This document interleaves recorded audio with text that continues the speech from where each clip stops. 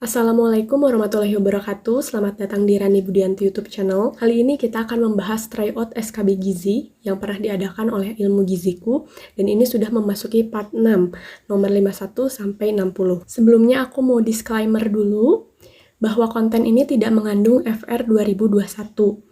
Soal-soal tryout ini dibuat berdasarkan pengalaman ujian SKB di tahun 2020. Kemudian segera koreksi bila teman-teman mendengar informasi yang tidak valid atau update, juga typo yang menyebabkan kesalahan informasi khususnya pada pembahasan. Mohon disimak, pembahasan nomor 1-50 itu ada di YouTube Ilmu Giziku. Dan bagi teman-teman yang belum mengerjakan tryout ini, cek deskripsi box, link tryoutnya ada di situ. Kemudian segera catat informasi yang dirasa penting atau informasi baru, dan sambil disimak, drop ulang jawaban teman-teman di kolom komentar ya. Soal nomor 51, berikut merupakan sasaran pemberian vitamin A yang paling tepat selain kepada bayi, di antaranya A. Remaja putri, penderita kekurangan vitamin A dan anak sehat. B. Ibu hamil, penderita kekurangan vitamin A dan stunting. C. Ibu nifas, penderita kekurangan vitamin A dan gizi buruk. D. Remaja, usia dewasa dan lansia. E. Anak-anak dan seluruh remaja. Mari jawab bersama. Aku kasih waktu 5 detik untuk teman-teman mendrop jawabannya di kolom komentar. Jawabannya adalah C. Ibu nifas, penderita kekurangan vitamin A dan gizi buruk. Nah, pembahasannya, sasaran pemberian vitamin A diantaranya penderita kekurangan vitamin A, kemudian ibu nifas. Untuk mencukupi kebutuhan vitamin A bagi ibu nifas, sejak tahun 1996, di Indonesia telah dilakukan program pemberian 2 kapsul vitamin A dosis tinggi dengan takaran 200.000 IU untuk ibu nifas, yang diberikan 1 kapsul segera setelah melahirkan dan 1 kapsul pada hari berikutnya tidak lebih dari 6 minggu. Vitamin A juga memiliki manfaat penting bagi ibu dan bayi yang disusuinya, dan dapat meningkatkan kuantitas air susu ibu, meningkatkan daya tahan tubuh, serta meningkatkan kelangsungan hidup anak. Selanjutnya ada gizi buruk. Pada anak dengan gizi buruk, yang menunjukkan salah satu gejala di bawah ini wajib diberi kapsul dengan dosis sesuai umur. Salah satunya gejalanya itu ada buta senja, bercak bitot, nanah atau radang, kornea keruh, ulkus kornea, pernah sakit campak dalam 3 bulan terakhir. Kemudian salah satu tanda dan gejala pada anak gizi buruk adalah kekurangan vitamin A atau penderita seroftalmia. Nah, informasi ini bisa teman-teman dapatkan di buku ajar PSG atau tata laksana gizi buruk. Nomor 52, seorang petugas gudang menyimpan bahan makanan pisang, memasukkannya ke dalam refrigerator. Esok harinya akan dihidangkan, namun warna kulit pisang sudah terjadi perubahan. Di manakah tempat yang tepat untuk menyimpan bahan tersebut? A. Ruang suhu dengan minus 10 sampai 0 derajat Celcius. B. Ruang suhu 0 sampai 5 derajat Celcius.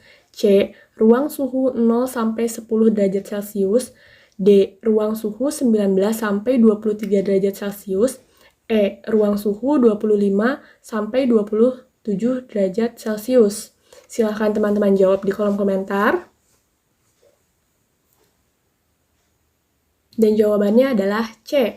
Ruang suhu 0 sampai 10 derajat Celcius. Pembahasannya, setiap bahan makanan mempunyai spesifikasi dalam penyimpanan tergantung kepada besar dan banyaknya makanan dan tempat penyimpanannya.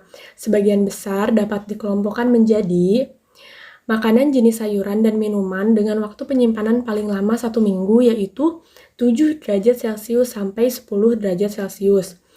Yang kedua, makanan jenis daging, ikan, udang, dan olahannya menyimpan sampai 3 hari itu membutuhkan suhu minus 5 derajat Celcius sampai 0 derajat Celcius.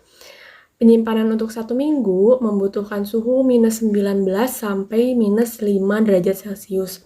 Kemudian penyimpanan lebih dari 1 minggu membutuhkan suhu di bawah minus 10 derajat Celcius. Untuk jenis makanan telur, susu, dan olahannya, penyimpanan sampai 3 hari membutuhkan suhu minus 5 sampai 7 derajat Celcius. Penyimpanan untuk 1 minggu membutuhkan suhu di bawah minus 5 derajat Celcius, dan penyimpanan paling lama untuk 1 minggu membutuhkan suhu di bawah minus 5 derajat Celcius. Untuk kategori bahan makanan tepung, biji-bijian, dan umbi kering itu pada suhu kamar atau 25 derajat Celcius. Nah, informasi ini bisa teman-teman dapatkan di buku Ajar SPMI, Sistem Penyelenggaraan Makanan Institusi, ataupun di PGRS. Selanjutnya, nomor 53, salah satu menu yang disajikan untuk makan siang VIP di salah satu rumah sakit adalah filet kakap asam manis. Satu porsi berat kakapnya adalah 50 gram. Berapa berat kakap yang harus dibeli untuk menyajikan 50 hidangan? A. 1,5 kilo, B. 2 kilo, C. 2,5 kilo, D. 3 kilo, E. 1 kilo. Silahkan teman-teman drop jawaban teman-teman di kolom komentar. Dan jawabannya adalah C. 2,5 kilo.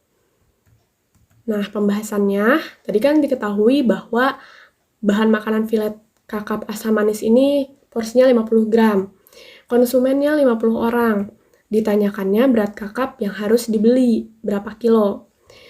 Nah, penyelesaiannya, cara menghitung kebutuhan bahan makanan dalam sehari adalah porsi pemakaian bahan makanan dalam sehari dikali standar porsinya, dikali jumlah konsumennya. Kita masukkan porsi pemakaian bahan makanan dalam seharinya 1 kali.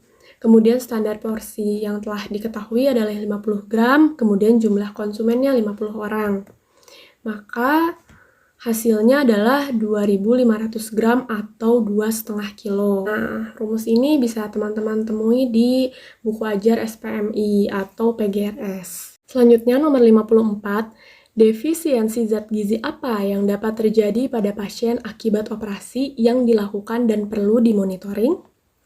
A. Niasin, B. Asam folat, C. Kobalamin, D. Tiamin, E. Asam piridoksin. Silahkan drop jawaban teman-teman di kolom komentar.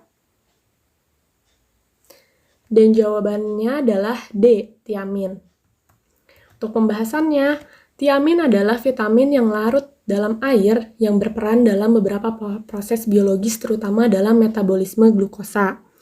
Peran tiamin pada pasien yang sakit kritis sudah banyak diteliti, dan prevalensi defisiensi tiamin ditemukan meningkat pada pasien dengan luka bakar, operasi besar, shock septik, penyakit ginjal stadium akhir, dan gagal jantung. Nah, informasi ini aku dapat di jurnal. Selanjutnya, nomor 55. Berikut merupakan manfaat dari ASI adalah A. Tidak mengandung garam dan mineral, B. Protein mudah dicerna, C. Kandungan laktosa lebih rendah dibandingkan susu kemasan, D. Kandungan lemak lebih rendah, E. Tidak mengandung kasein dan whey. Silahkan drop jawaban teman-teman di kolom komentar. Dan jawabannya adalah B. Protein mudah dicerna. Pembahasannya, manfaat dari ASI diantaranya ASI mengandung lemak, karbohidrat, protein, garam, dan mineral, serta vitamin yang paling sesuai dibanding dengan PASI atau makanan pendamping ASI manapun. Mengandung zat protektif berupa Lactobacillus bifidus, lactoferrin, lisozim, komplement C3 dan C4, faktor anti-streptococcus, antibodi, imunitas seluler, dan tidak menimbulkan alergi. Terdapat efek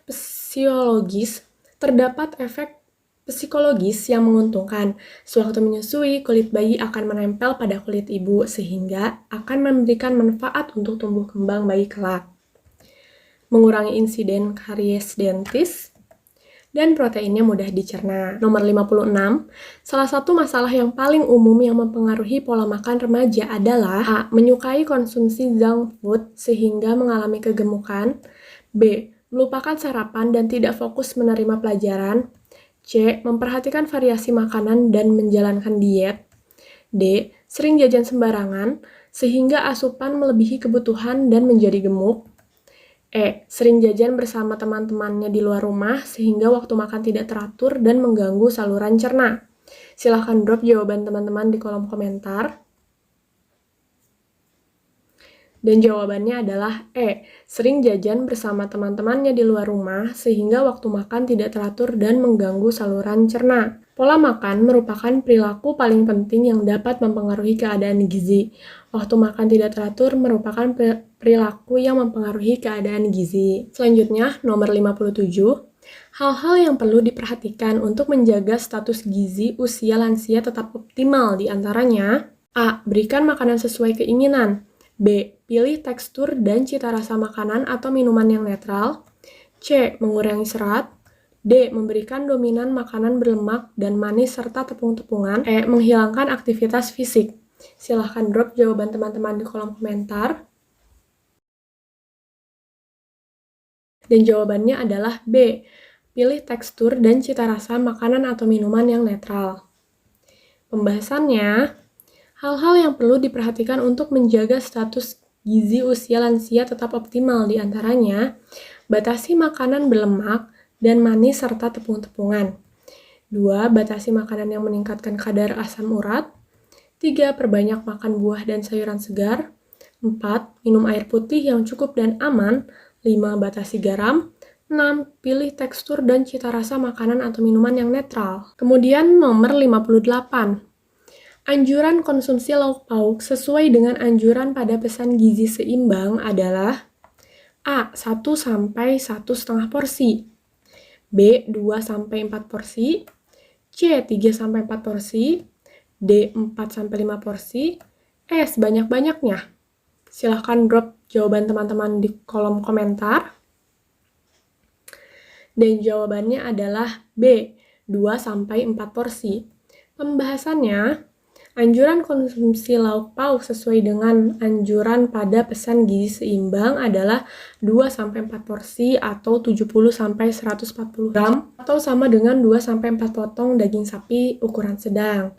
Nah, informasi ini ada dalam Peraturan Menteri Kesehatan Republik Indonesia Nomor 41 Tahun 2014 tentang pedoman gizi seimbang. Berikutnya, nomor 59.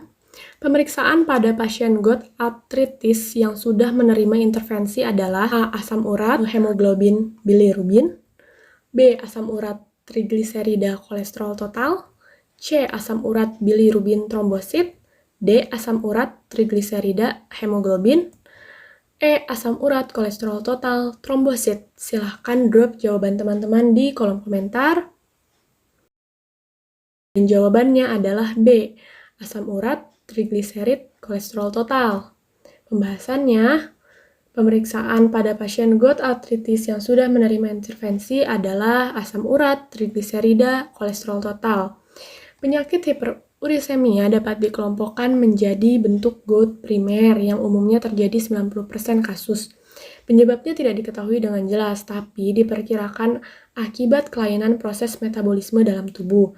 Tapi yang pasti ada hubungannya dengan obesitas, hipertensi, dislipidemia, dan diabetes mellitus. Fokus data biokimia dalam asuhan gizi pada pasien gout arthritis adalah kadar asam urat, kristal urat urin, blood urea nitrogen atau kadar ureum, dan kreatinin. Jadi fokusnya sebelum intervensi itu adalah yang ini, yang poin terakhir ini. Tapi setelah diberikan intervensi, pada umumnya itu langsung dicek profil lipid dan asam urat. Selanjutnya, nomor 60. Bayi dengan usia kurang dari 6 bulan sudah diberikan makanan selain ASI oleh ibunya. Edukasi yang sebaiknya diberikan oleh ahli gizi adalah: A. Menganjurkan untuk melanjutkan konsumsi makanan selain ASI. B. Menganjurkan untuk tetap memberi ASI namun air putih tetap diperbolehkan. C. Menganjurkan untuk tetap memberikan ASI hingga 4 bulan. D. Menganjurkan memberikan ASI eksklusif hingga berusia 6 bulan. E. Menganjurkan untuk memberikan ASI yang dibarengi dengan MPASI. Silahkan drop jawaban teman-teman di kolom komentar. Dan jawabannya adalah D. Pembahasannya, edukasi yang sebaiknya diberikan oleh ahli gizi untuk orang tua bayi yang kurang dari 6 bulan adalah pemberian ASI eksklusif sesuai dengan anjuran dalam PMK nomor 41 tentang pedoman gizi seimbang bahwa untuk bayi 0-6 bulan itu cukup hanya dari ASI. Nah, selanjutnya aku akan memberikan tips menjawab soal dari soal-soal yang kita bahas tadi. Yang pertama, mengenali masalah gizi yang terjadi di Indonesia. Kemudian, pahami SPMI, standar penyimpanan bahan makanan dan perhitungan kebutuhan bahan makanan. Yang ketiga, syarat-syarat diet pada pra dan pasca bedah. Kemudian 4, syarat-syarat diet gout arthritis. Kemudian fokus gizi dalam daur kehidupan. Dari balita hingga lansia itu soalnya ada mengenai batasan usia, masalah pada setiap kategori, dari balita hingga lansia itu masalah gizinya apa gitu ya. Gizi pada setiap kategori, kebutuhan gizinya yang ditekankan pada balita hingga lansia itu apa saja. Kemudian selanjutnya ada pesan gizi seimbang. Pahami 10 pesan gizi seimbang, anjuran atau porsi konsumsi pada setiap kategori bahan makanan. Nah, sekian pembahasan part 6 ini. Terima kasih untuk teman-teman yang sudah menyimak hingga akhir dan ikut menjawab di kolom komentar. Semangat terus mempersiapkan ujian SKB. Mudah-mudahan teman-teman lulus SKB tahun ini. Dan nantikan pembahasan part 7. Jangan lupa untuk subscribe, like, komen, dan share video ini ke pejuang SKB lainnya. Sampai jumpa di video selanjutnya. Bye-bye!